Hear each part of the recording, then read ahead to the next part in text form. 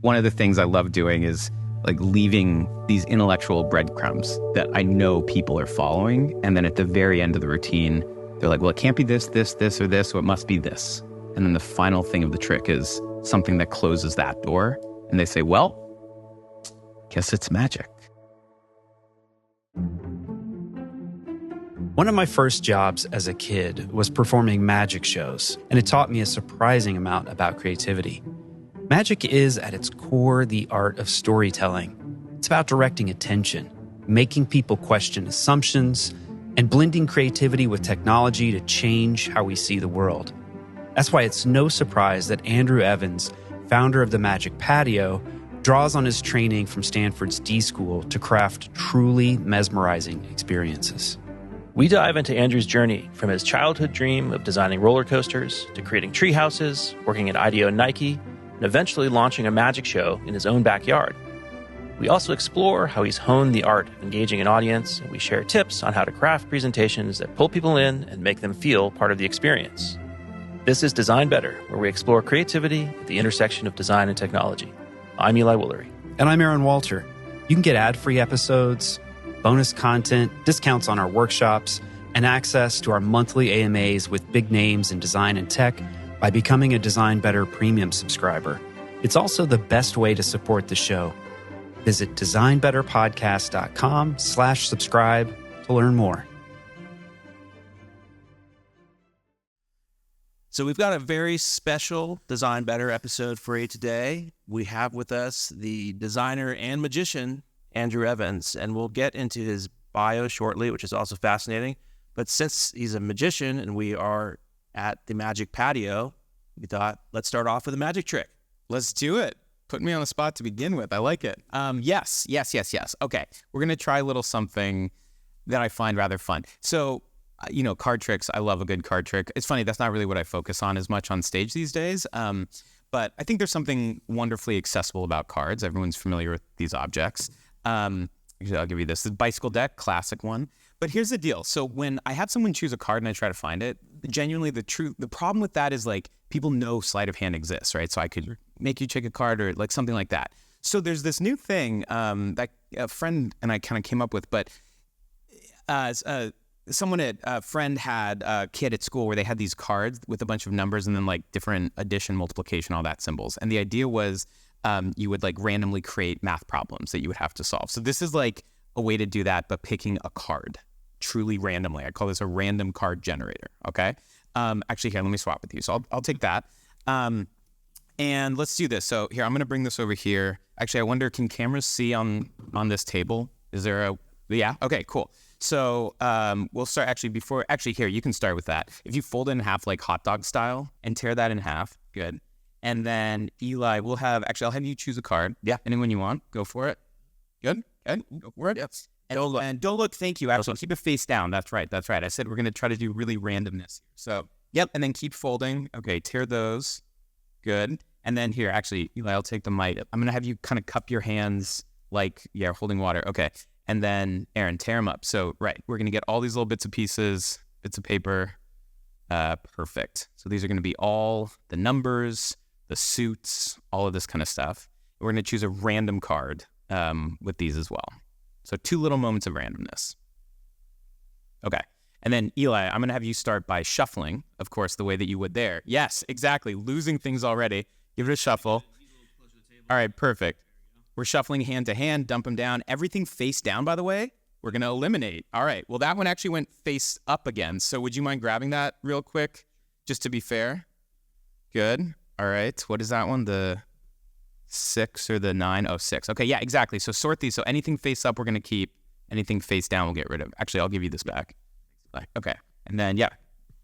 Boom, actually, just get rid of this. All right, and then this one too. Go ahead. Put them back. Give them a shuffle. Good. Dump them. Anything face down, we get rid of.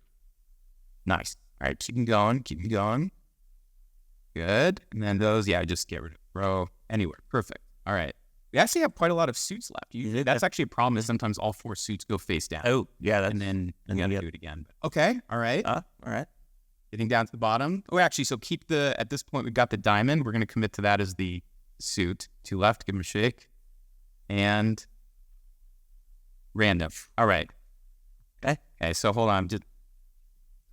Yeah, I got a seven of diamonds, mm-hmm. and a card that you picked. None of us have looked. Did not look. All right, Eli. Don't tell me that's a 7. Well, for the first time, flip that over. What is it? Random. It's as random as we can go. What are you going to do? There it is. That's amazing. Right on. Oh, fun. Okay. So that's an amazing trick. If you're just listening to this, we will post a video on our Substack so you can check it out. Or better yet, come to the Magic Patio. We'll give you the details on that at the end of the show. So let's rewind, and we want to talk about how you got here. Well, let's start like way, way back. Okay. Andrew, at age 7, 8, did you love magic? Were you into something else? What were your Well, if we go back one more year to age 6, okay, then the answer was yes, I loved magic. I guess actually let's go back to year 3. When I was 3 years old, we went to Disneyland for the first time. I don't have this memory, but apparently we saw a show at the Golden Horseshoe, and I was just constantly recreating that show for like the rest of whatever, my 3rd year of life, I think. So I think there was something that I was naturally drawn to with performing. But then magic really started when I was 6. I had a VHS tape that was put out by this amazing magician who's still incredible performing today. His name was Michael Ammar. And I believe the thing was just called the magic video or the magic tape or something. But it was a video I got, learned how to do some tricks, things you could even make yourself, and they weren't that hard. And that was the starting point for me. So then I performed in my elementary school talent show when I was 6 years old. I did like a trick, it was probably this small for probably 500 people by the time the parents and the kids were all there. And I'm sure no one really saw it, but I figured out how to play for larger crowds later in life. But yeah, I mean, I've always been pretty deep with my hobbies and passions. So prior to magic, it was, funny enough, car washes. Like I could just go down the list, but yeah, I always liked going pretty deep on stuff. Is that an ADHD thing, do you think? It's funny you ask that. I have recently questioned that for the past couple of years, if that's actually something that I should look into or ask about more from like a proper diagnosis perspective. I don't know. Yeah, it resonates with me and just the way my brain works as well. But so we carry forward, and you ended up going to Stanford and studying design. So you've got all these hobbies and interests, but ultimately you're trying to build a career and you find your way into design. Why design, and how did that then transition into what you're doing today? Yeah, I mean, I'll continue the rewind a little bit. So prior to Stanford, I went to Brown for undergrad. And really one of the reasons for that was at Brown, there's no core requirements for graduating. You just have to complete your major, but you can do everything else like an extracurricular. So I have a degree in engineering, but I spent as much time doing theater, acting and directing, but also set design and building. And I almost feel like half of my engineering learnings came from the theater and how to build and just all of that kind of stuff. So I've always been interested in this intersection of science and engineering and art and the humanities. And it's always been a little funny to try to figure out how those things overlap. So in going to Stanford, that choice was really, for me, it was one of the few programs I found at that moment in time. That was like 2009, 2010. That seemed to also have this belief that there was a thing that existed at the intersection of engineering and art, and it was called design. And it was the first time I had really found another group of people who seemed to let both of those passions come together. And then adding the human-centered lens was sort of the missing piece that I had never really approached, at least much. We touched on that kind of in engineering and design classes that I took at Brown. But yeah, what a beautiful education. So that was 2 years of just doing the things that I had been doing really my whole life, but with a group of people who also did it. And from there, I'm trying to create like the connection to here.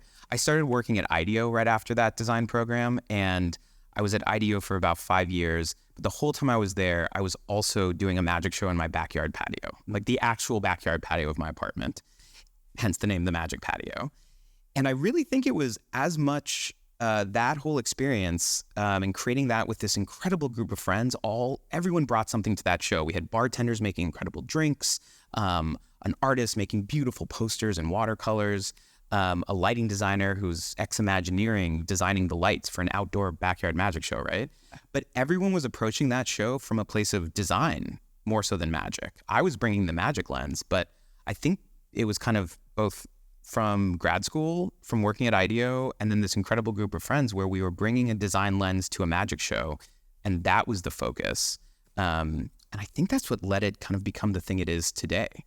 And then we after 5 years on that original backyard patio, we had built up enough of a following. There was an incredible list of people and supporters, and I took the leap, left the kind of dream job at IDEO, and then started doing it full time and built this space to house a much more legal version, it turns out, of the Magic Patio. Yeah. So let's dive a little bit further into those early years. And it sounds like you were using the design process. So there's specific stories around how you were prototyping and then you're getting reactions from the audience and adjusting and building. How did that part of the process play out? For Magic specifically? Yeah.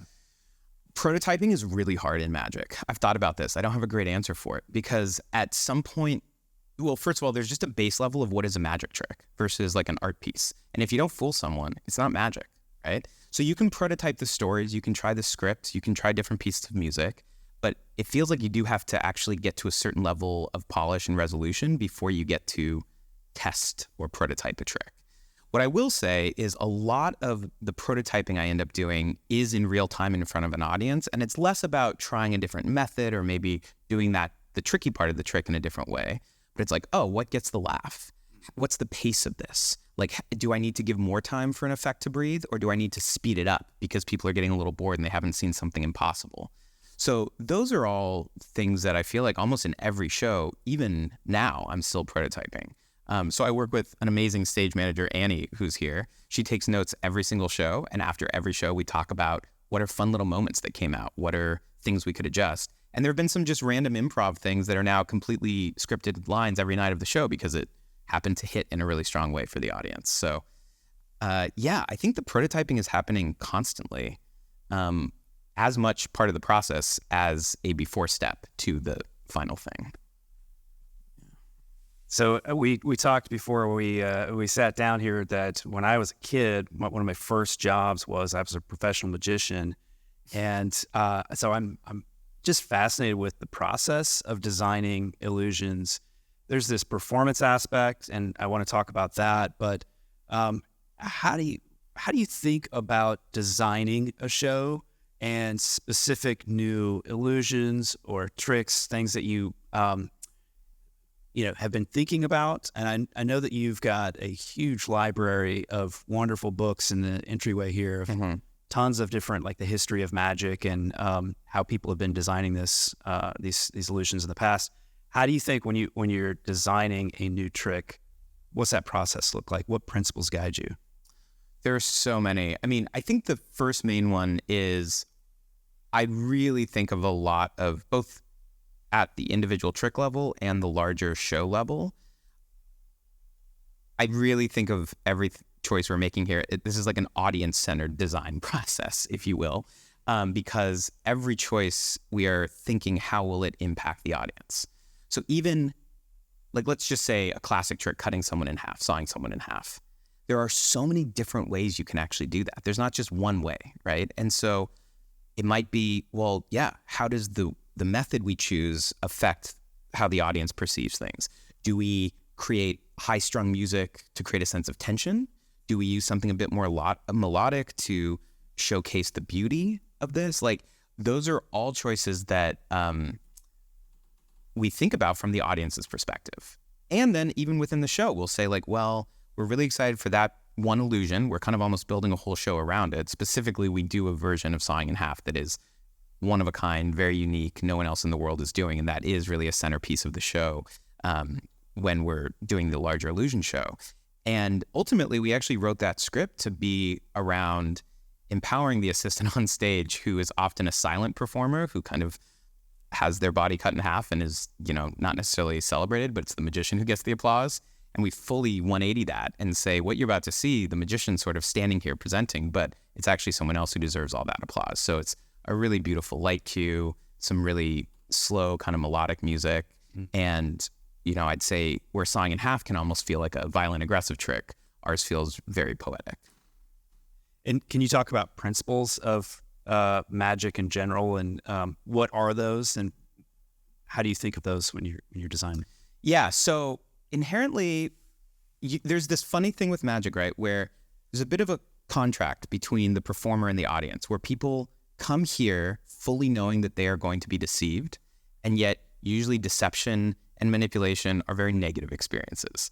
So I would say there is a principle, which is that everything I am doing is in service of fooling 60 people a night here at the Magic Patio, and yet it is done with kindness. And so there is an invitation to being there's an invitation to let yourself be deceived and find the enjoyment of that as opposed to the frustration of it. So even in the way I would design tricks is knowing that is the kind of magic I want to create. I don't want an adversarial relationship with the audience. There's definitely, I haven't articulated maybe as a design principle, but there is, this is for enjoyment, not power, and so it's what allows people to appreciate it or enjoy it. There's also a principle, I would say this is a way I think about it, where you assume your audience is smart. You don't assume they're dumb. So you can kind of know what they might be thinking at any given point in a trick. And this is where I go back to that audience-centered design idea. But I'm constantly analyzing the routines and the tricks from the point of view of a smart audience who might be saying, well, I bet it's in his left hand right now. So then that's the moment in the routine where I say, now just hold on a second before we do anything else. And in that moment, without saying, you might think it's in my left hand, but I've used the psychology to say, now hold on, because I know people are, and I didn't have to say my left hand's empty. I just knew that that's probably what they were thinking at that point. I make a gesture to prove it's not, and then we're back on track. And yet it's made that deception even deeper, because they're like, well, no, shoot, it's not there. So there's definitely a principle of, it's kind of cat and mouse, and how you're being chased. So one of the things I love doing is like leaving these intellectual breadcrumbs that I know people are following. And then at the very end of the routine, they're like, well, it can't be this, this, this, or this, so it must be this. And then the final thing of the trick is something that closes that door. And they say, well, guess it's magic. Yeah. Yeah. But yeah, it's all for enjoyment and fun, not sort of power and, manipulation. That's certainly a principle. Assume your audience is smart. That's probably a principle. There's also a principle about, a friend of mine, a magician, talks about the point of magic is not deception, but clarity.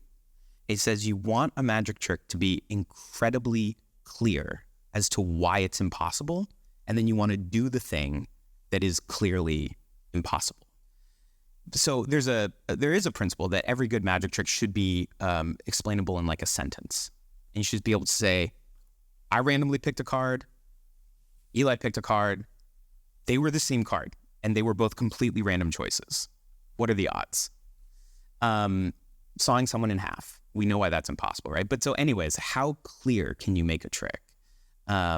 Actually, going to design, there's an amazing quote from Antoine Saint-Exupéry that he wrote The Little Prince. I'm pretty sure it's his quote. We should fact check this. But I think he was the one who said, I know a design is complete, not when there's nothing else to add, but when there's nothing else to take away. And that is absolutely how I think about magic. How do we remove any distraction so that just the pure impossibility is there for people to see?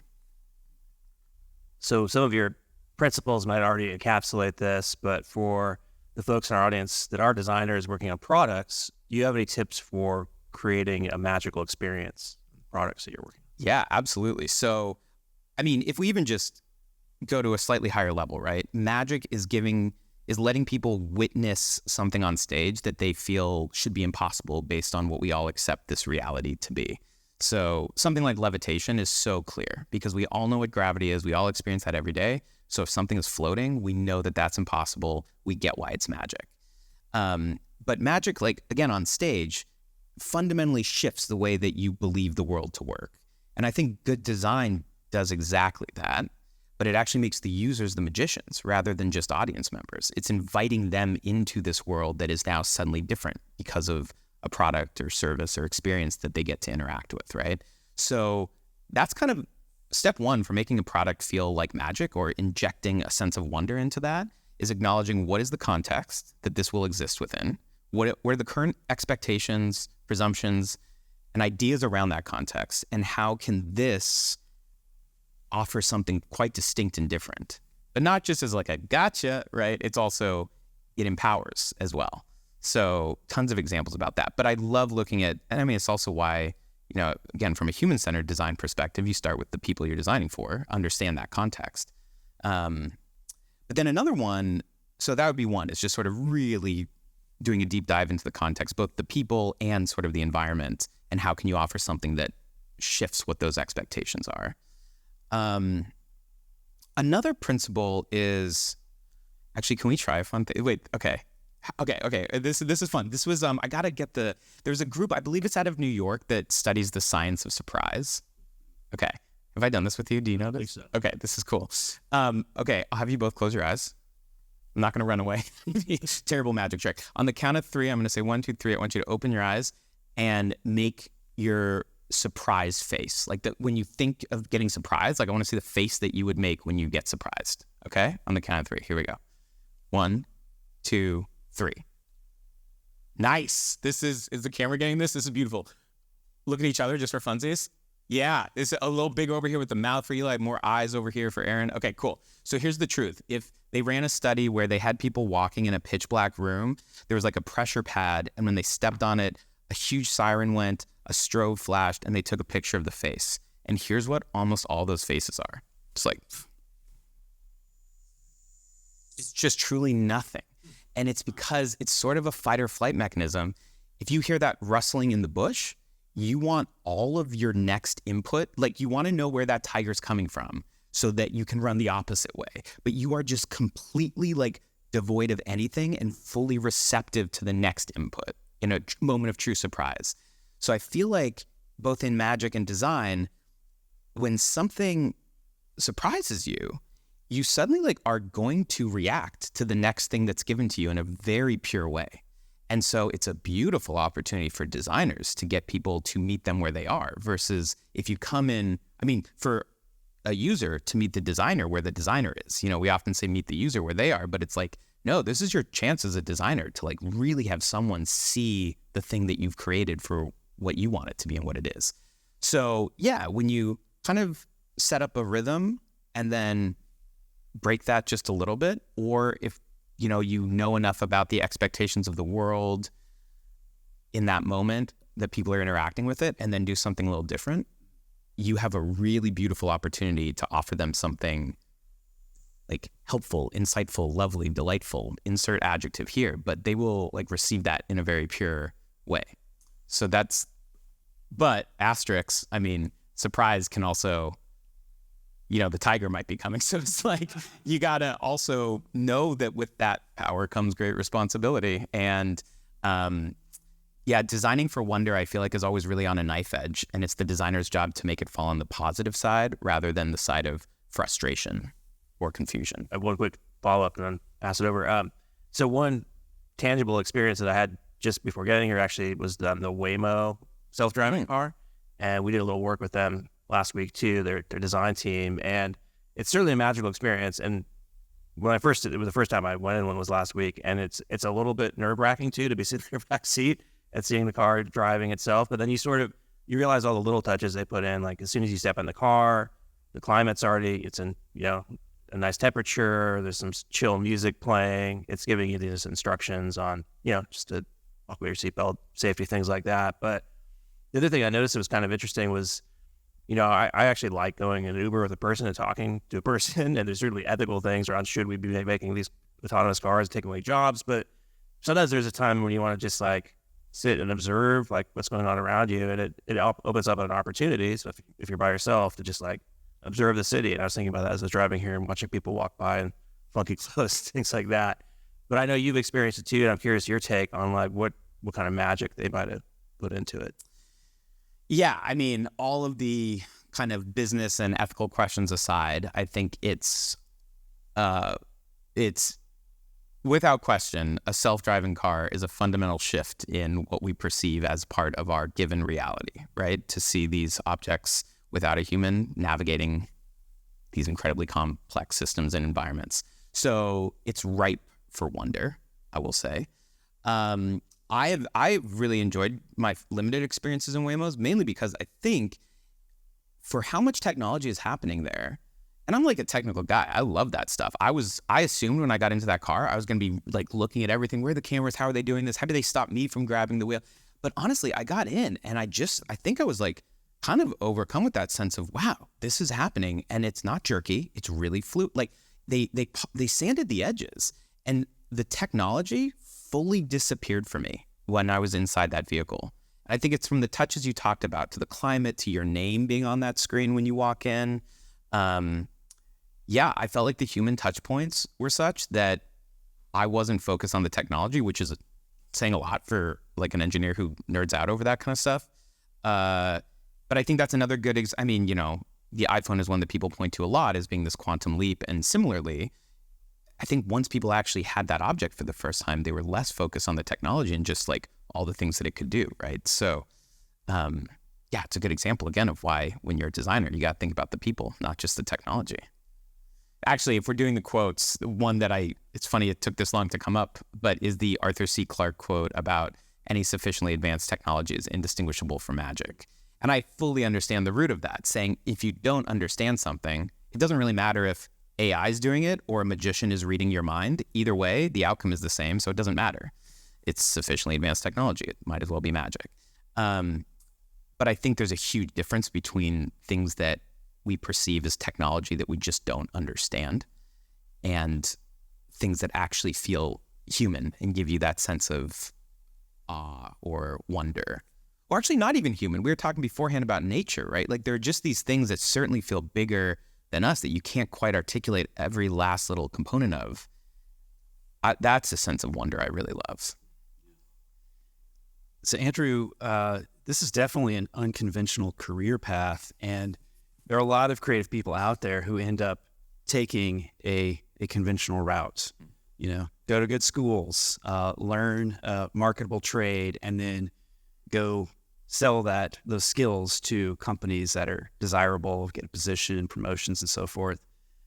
Tell us a little bit about your process, if there was a struggle to it, of building the creative life that you wanted to live versus maybe you could have stuck with IDEO. Like you said, it was a dream job. Yeah. But you chose a different path. Yeah. I almost think that goes way back. If you asked me what I wanted to be starting it when I was 8 years old, without missing a beat, my answer was roller coaster designer. I still love roller coasters. Absolutely. I loved roller coasters, wanted to design them. I also inherently do love building and engineering. And so that was going to be part of my life regardless. But I went to school to study engineering to be a roller coaster designer. And I actually worked with a roller coaster design company my senior year of college as like my thesis project. And then I ended that. And so that was 8 to 22. So 14 years of life. And that was fast math. That was right. Thank God. I was like, is this? Yeah. But I then finished that project, kind of the dream project. And when I asked this company, like, what does it look like to be a roller coaster designer come from here? They said, well, you really need to get a master's in engineering. And then we're kind of going to be doing track analysis like you've been doing and making sure all the structural elements are there.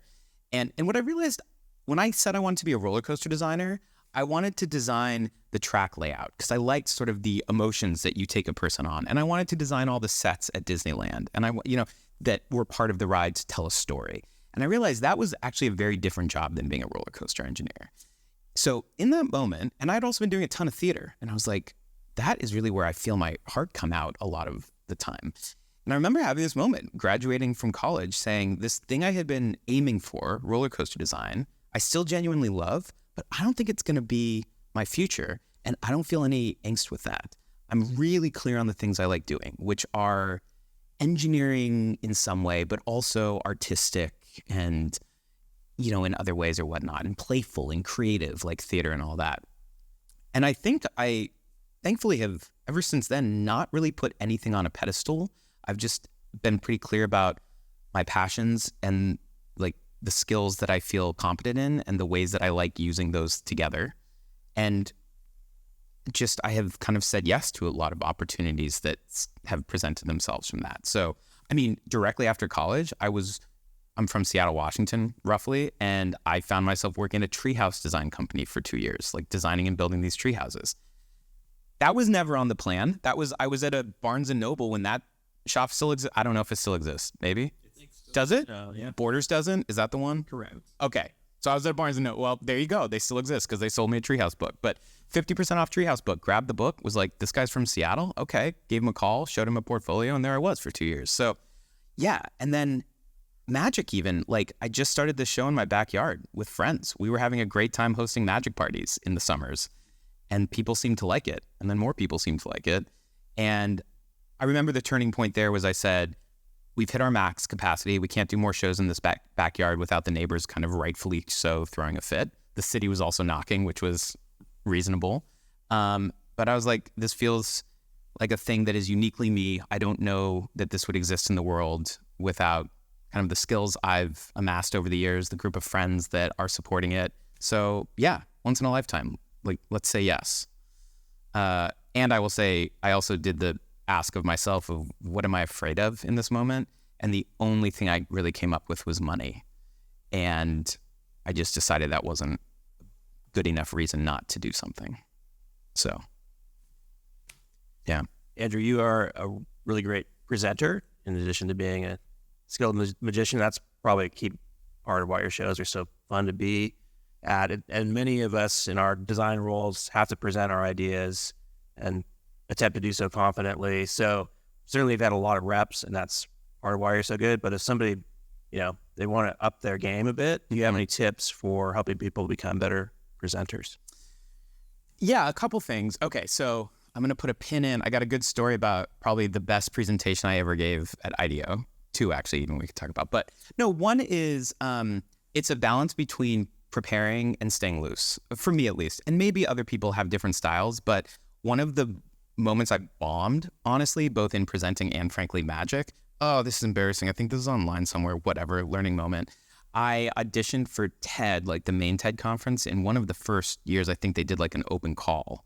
And I got picked as a finalist, flew up to Vancouver, did a 4-minute version of my talk. I scripted the whole thing, memorized the whole thing.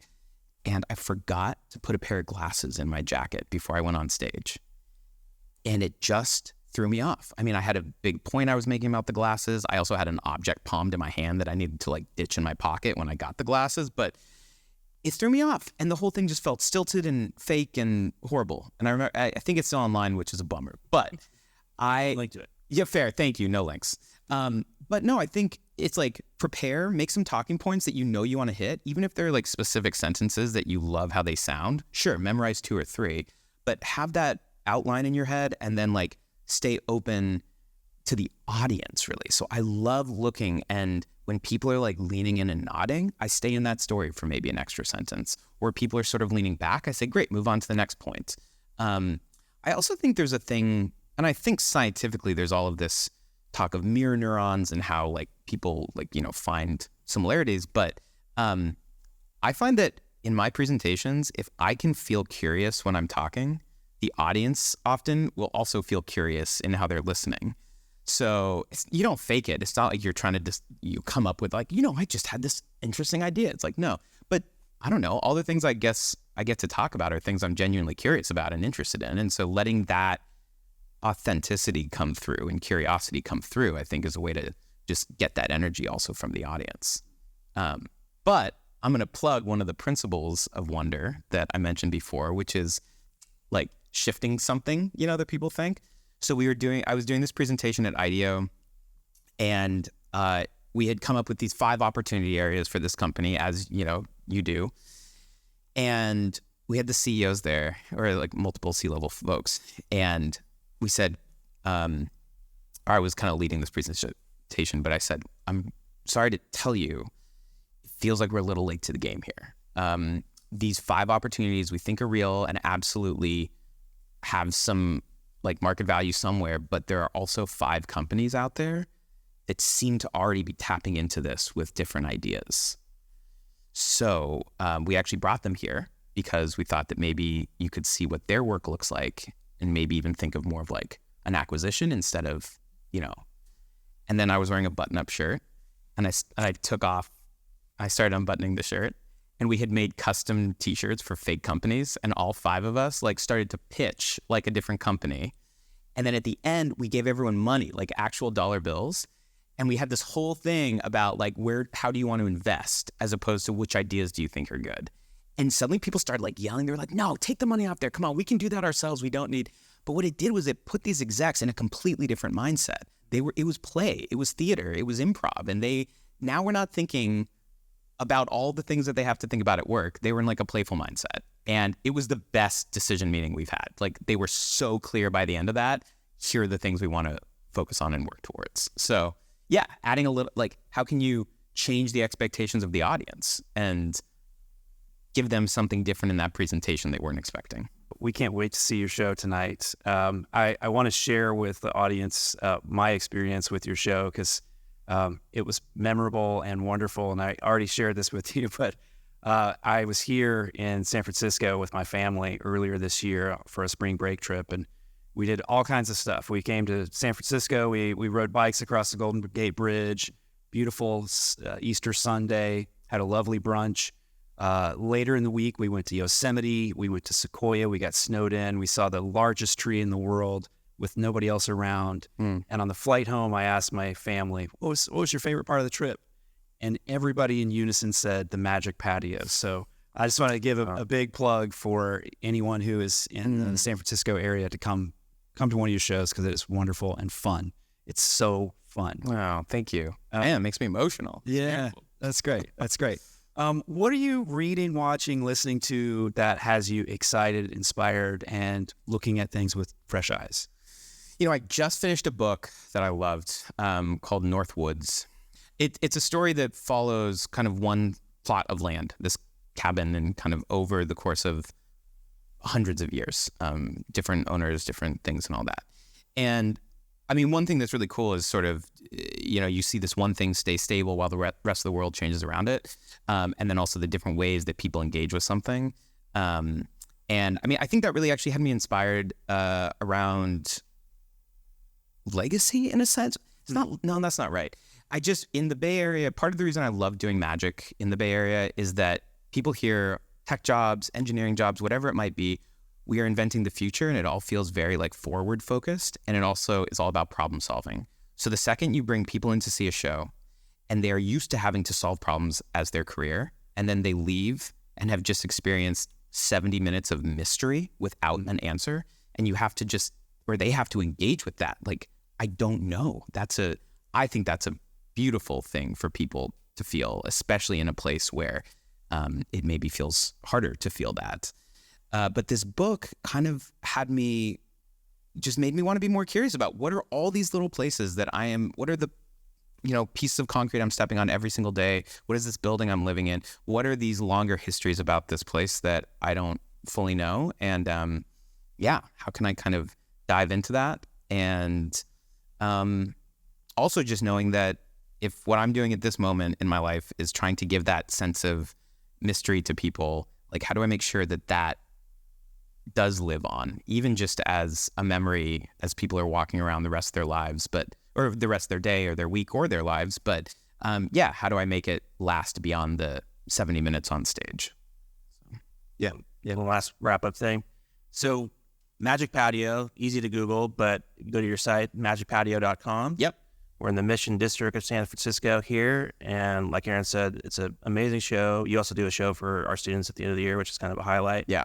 So thank you. Thank you for having us, and thank you for what you do. You're so welcome. Thank you. Yeah.